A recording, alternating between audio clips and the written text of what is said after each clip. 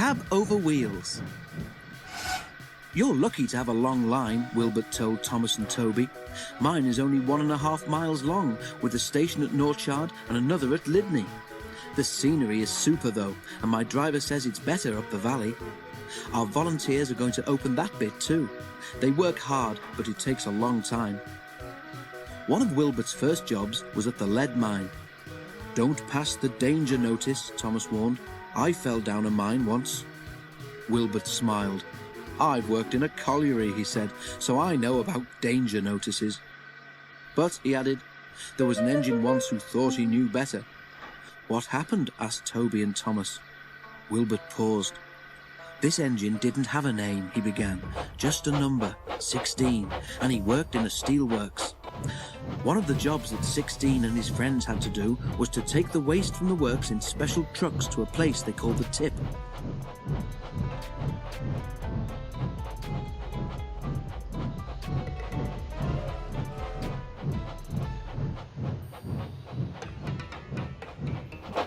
Well, went on Wilbert, 16 got tired of always stopping in the same place.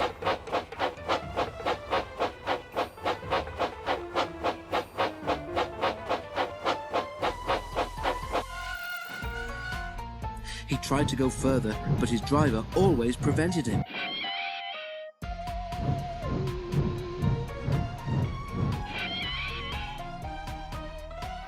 The other engines tried to stop him too. If the notice says danger, you shouldn't pass it, they said. 16 paid no attention. Don't be stupid, his driver said.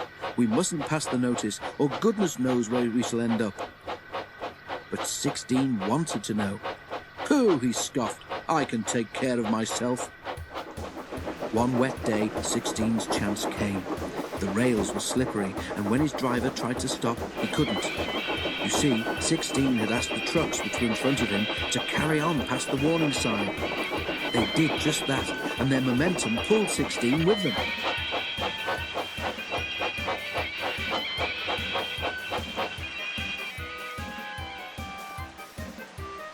You silly engine, scolded his driver. Wasn't my fault, muttered 16 sulkily. It was those trucks. You always wanted to pass that board, said the driver crossly. I believe you asked them to drag us on purpose. A foreman ran towards them. What are you doing there, driver? He shouted. It's not safe. The trucks dragged us, explained the driver. Well, come to the office with me, and you, fireman, get your engine back on firm ground before it's too late, ordered the foreman. But it was already too late. As the foreman turned away, the earth beneath 16's wheels sank and the rails sagged. A small rush of stones clattered away to the bottom of the bank. 16's fireman knew that if he tried to move the engine now, he would only make things worse. Ooh, groaned 16.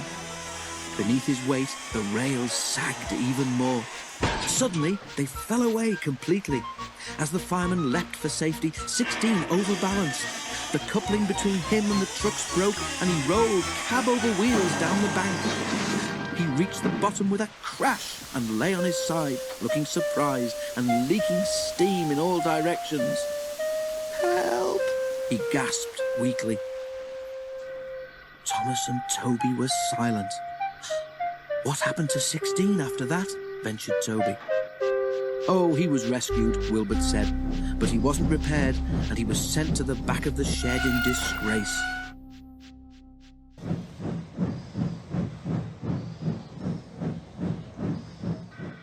Is he still there? Asked Thomas. He got better than he deserved, smiled Wilbert. Some preservation people came and bought him, and now he lives in the Midlands, but I think he's lucky to have been given a second chance. Thomas and Toby could only agree.